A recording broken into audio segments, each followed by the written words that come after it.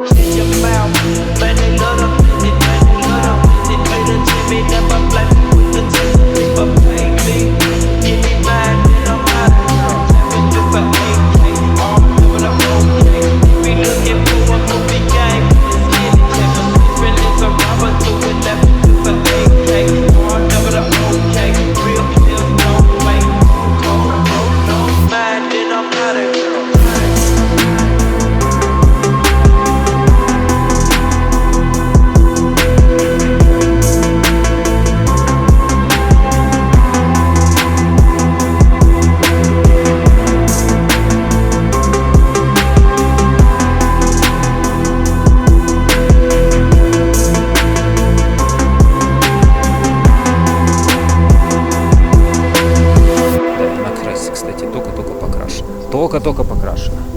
Вся. Я ее сам красил, сам обливал. Я убил кучу времени. И я ее, покрасил. Сейчас она хотя бы более-менее что-то как-то выглядит. Криво, косо. Я не заморачивался. Автомобиль для леса. Нафиг ее красить там. Выводить все в идеал. Я не видел никакого смысла. Итак, колеса стояли стандартные. Вот эти вот, мне кажется, еще родные. В Ли-5 на стандартных узких дисках. По чистой случайности на Авито я увидел объявление, в котором продавались диски вот эти вот самые с огромнейшей полкой. Вот эти, там за 2000 рублей. 2000 рублей. Приехал я, такой, нифига себе, мне повезло, думаю. Классные диски на Ниве стояли. Красил я их сам, они были серебристые, все облупившиеся, в ужасном состоянии. Но это японские диски, и на удивление, когда я приехал, они лежали, знаете где? Та-да! В коровнике.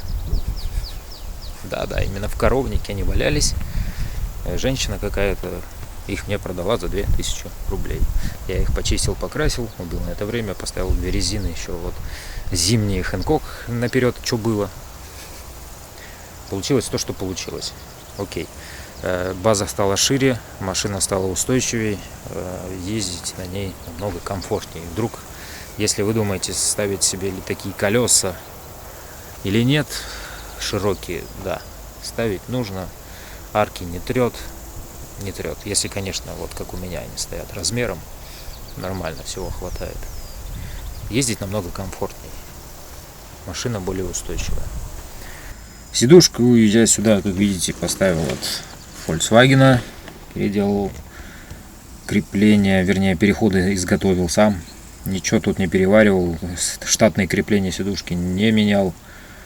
Все прикрутил вот с переходами. Пришлось разбирать раздатку. Сначала из-за того, что нужно было просто менять промвал, промежуточный вал. Окей, поставил. Вибрация была, вибрация осталась. Поставил на крестовинах этот промвал. Якобы он усиленный, якобы он надежней. Вибрация есть.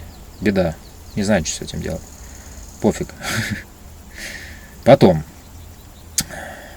Вибрация, ездил. Вот этим летом я снова снимал раздатку, потому что задняя крышка вместе с подшипником разбились напрочь. В общем, плохо им было. Болталось прям, я чувствовал, так дергаешь и прям болтается. Заменил все в сборе вместе с крышкой. Прям купил готовый подшипник, он прям с крышкой был усиленный, двухрядный какой-то. Я не знаю, ребят, не сильно разбираюсь, может, кто разбирается. Двухрядный какой-то поставил. Когда разбирал, увидел, что на внутреннем подшипнике в самой раздатке, подшипник вала или что там, я не знаю, тоже был, короче, треснувший, лопнувший. Поехал, купил этот подшипник, заменил еще этот подшипник.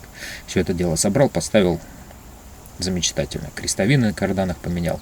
Но лучше в сборе их нафиг менять, эти карданы, в жопу. Ехал. Довольный, недовольный, не знаю, не помню. Я знал, что нужно менять цепь ГРМ, потому что когда я ее только купил, она брякала, уже стучала об успокоитель, растянутая была, и натяжитель просто уже настолько вытянулся, что ее не натягивал. Но я, как великий колхозник, и сделал так, как делают многие. Взял, снял этот натяжитель, набил туда еще удлинитель на кончик и вставил, чтобы еще чуть-чуть натянуть цепь. И так я проездил еще год. А в итоге этот натяжитель совсем кокнулся. Прям совсем он вот так ходил, когда я его снимал. И что там произошло-то? То ли цепь проскочила. В общем, ничего не загнуло, слава богу. Машина просто не заводилась. Прямо вот я приехал, вышел, заглушил, вышел, что-то там, сходил по своим делам, сел, и она не заводится. Вот. Перед этим сильно греметь начала эта цепь, очень сильно.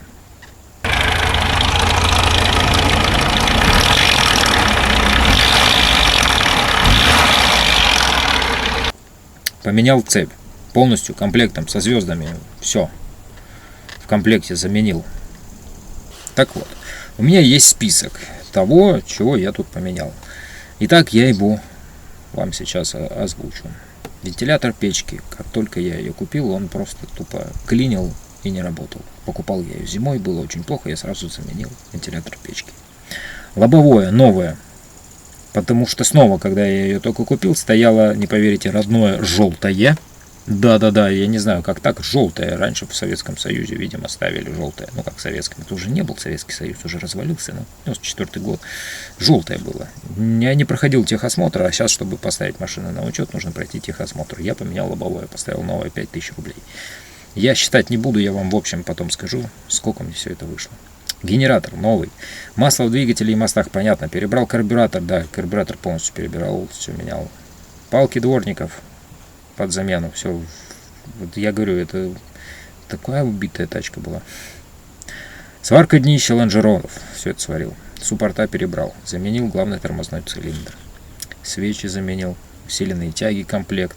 Шаровые комплектом поменял. Шруза перебрал, пыльники новые поставил. Новый комплект рулевых тяг. Полностью все менял. Полностью все новое стоит. Сайлентблоки верхних рычагов, тормозные суппорты, трубки, шланги тормозные, подшипник ступицы, я уже говорил, сальники валов, новый промвал, новый радиатор, новые амортизаторы багажника. Это все по мелочи, конечно, но шумку сделал всего здесь, только чтобы зимой было потеплее спать. Только для этого. ГРМ, бегунок, это все мелочи, это тоже заменил. Опоры коробки, опоры раздатки, вернее подушки. Подушки, короче, опоры подушки, вы поняли. Все это я менял, и еще там все что-то по мелочи.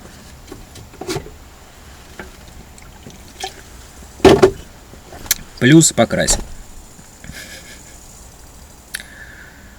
И вы скажете, да что там, что там. Вроде все несложно. Да так-то оно так. Вроде-то не так много. Ну, то, что осталось поменять, это можно по пальцам посчитать на самом деле. Здесь поменено почти все. То, что продают на рынках в удручающем состоянии, все то же самое, как и я купил. Все менять. Это все фигня. Но чтобы это все поменять, это если вы с этим столкнетесь или готовы столкнуться, я вам, ребят, мужики, хочу пожелать лишь терпения и сил, правда. Это, блин, реально звучало как это, типа, сарказм какой-то.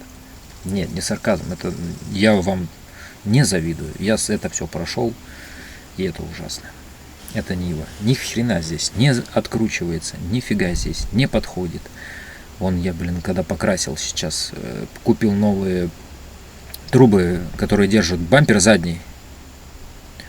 Как же я матерился, когда я их ставил. Я терпеть не могу материться, я почти никогда не матерюсь, но вот тогда было прям, меня прорвало.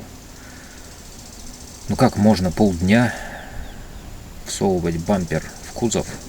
Вот эти трубы, они просто... Одна труба на один болт закручивается. Ты ее всунул, снизу закрутил. Вторую всунул, снизу закрутил. Полдня. Это Нива. Мое мнение об этом автомобиле. Ужасный автомобиль. Купил бы я его себе новым никогда в жизни. Я врагу не посоветую такой автомобиль покупать. Это личное мое мнение. Еще раз повторюсь. Оно только мое. Может быть, мне только такая попалась. Ну вот. Как бы вот так. Что-то в ней такое есть. Согласен. Старая советская. Ну, свой шарм у этого автомобиля есть. Но он на любителя. Он для тех людей, кто очень любит заниматься машинами. Кому нечего делать. Кто готов проводить все свои выходные не с женой, с девушкой, а с Нивой. Валяться под ней, заниматься любовью с ней и все дела. Для одиноких людей, короче. Это именно та машина. Никто любит этим заниматься. Какая была, какая она стала, вы увидели. Всю историю я вам про нее рассказал. Дело ваше, связываться ли с такой машиной, связывать свою жизнь с такой машиной. Дело ваше. Как пожелаете. Ну, а вам спасибо большое, что посмотрели это видео до этого момента, то есть до конца. Если вдруг заинтересовало, чем я там занимаюсь и куда же я езжу на этом чуде техники, подписывайтесь на канал, смотрите. Много контента. Счастья, мира, добра, любви и удачи вам. Спасибо, что вы со мной. И всем пока. Ах да, и совсем забыл. Итак, во сколько же мне обошлось все это дело? Сколько я денег потратил? В общем, больше 100 тысяч. Больше 100 тысяч с расчетом на то, что не все я делал в сервисе. Вернее, 80% всех работ я делал сам. Красил сам, запчасти многие менял сам. Только лишь если я вообще никак не мог разобраться и починить, я ехал в сервис.